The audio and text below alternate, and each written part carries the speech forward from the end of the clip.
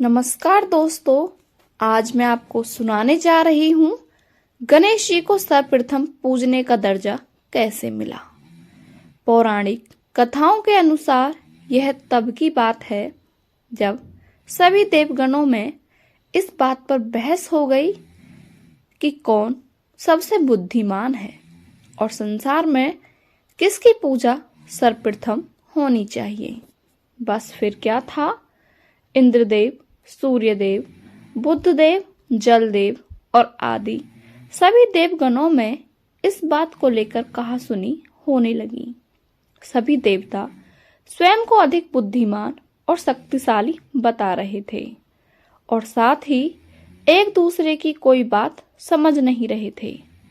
तब उस वक्त ऐसा देखकर कि सभी देवगण आपस में ही झगड़ रहे हैं, वहां पर मुनिवर नारद प्रकट होते हैं। नारद जी के प्रकट होते ही वहां एकदम सन्नाटा हो जाता है और सभी एकदम आश्चर्यचकित होकर पूछते हैं कि मुनिवर, आप यहाँ पर अचानक कैसे। मुनिवर जवाब देते हुए कहते हैं कि आप सबको इस तरह से लड़ते झगड़ते देखकर ही मैं यहाँ पर आया हूँ। अब बताइए कि आखिर बात क्या है।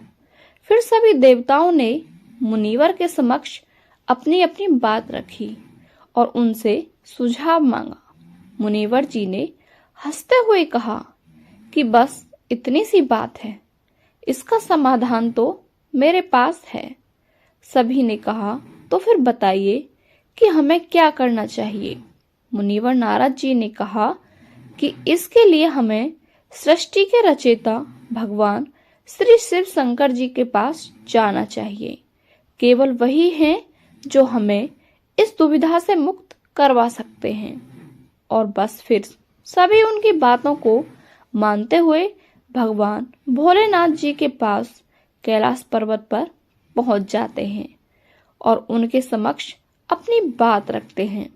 भगवान शिव उनकी इस बात को सुनकर कहते हैं कि इस बात का आंकलन करना कि कौन सबसे बुद्धिमान है और किसकी पूजा सर्वप्रथम होनी चाहिए, यह तो बहुत ही सरल है। इसके लिए आप सभी देवगणों को एक प्रतियोगिता करनी होगी। यह सुनते ही सभी देवगण बहुत प्रसन्न होते हैं और अपनी अपनी शक्ति का प्रदर्शन करने लगते हैं। भगवान भोलेनाथ कहते हैं, प्रतियोगिता यह है कि आप सभी को इस ब्रह्मांड का पूर्ण चक्कर लगाकर सर्वप्रथम कैलाश लौटना होगा। सभी देवगण बहुत ही प्रसन्न हुए और सभी अपने अपने वाहनों का आवाहन कर प्रतियोगिता के लिए एकदम तैयार हो गए। अब सभी देवगण भगवान श्री गणेश जी के वाहन मूषक को देखकर हंसने लगे कि वह कैसे जीत पाएंगे इस प्रतियोगिता को। अब जैसे ही प्रतियोगिता का आरंभ होता है, सभी अपने अपने वाहनों पर बैठकर निकल जाते हैं ब्रह्मांड का भ्रमण करने और प्रतियोगिता में विजय होने के लिए। परंतु श्री गणेश जी ऐसा नहीं करते और वहीं कैलाश पर ही रह जाते हैं। ऐसा देख मुनिवर नारद बहुत ही आश्चर्यचकित होते हैं और गणेश जी से इसकी वजह पूछते हैं। श्री गणेश जी कहते हैं कि हमारे माता पिता जिन्होंने हमें जन्म देकर इस संसार या ब्रह्मांड में आने का शुभ अवसर दिया, जो माता पिता हमारे लिए सदैव ही अपना बलिदान करने को तत्पर रहते हैं, वही हमारे लिए संपूर्ण ब्रह्मांड है। और इसी कारण मैं कहीं और नहीं बल्कि अपनी माता पार्वती और पिता शिव शंकर जी के चारों ओर चक्कर काटकर ही इस प्रतियोगिता में भाग लूंगा। भगवान गणेश जी ऐसा ही करते हुए दोनों हाथ जोड़कर अपने माता पिता के चारों ओर चक्कर काटने लगते हैं।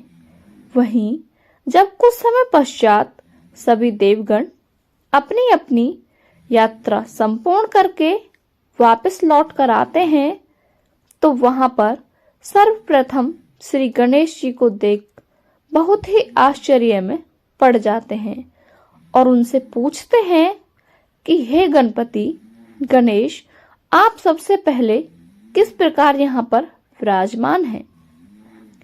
तब भगवान शिव सभी देवगणों को इसका जवाब देते हुए कहते हैं कि जब आप सभी प्रतियोगिता में भाग लेते हुए पूर्ण ब्रह्मांड का भ्रमण करने के लिए निकल गए थे, तब श्री गणेश ने अपने माता पिता का भ्रमण करते हुए इस प्रतियोगिता में भाग लिया और जो एकदम सही निर्णय था, क्योंकि माता पिता से बढ़कर संसार में कुछ भी नहीं है।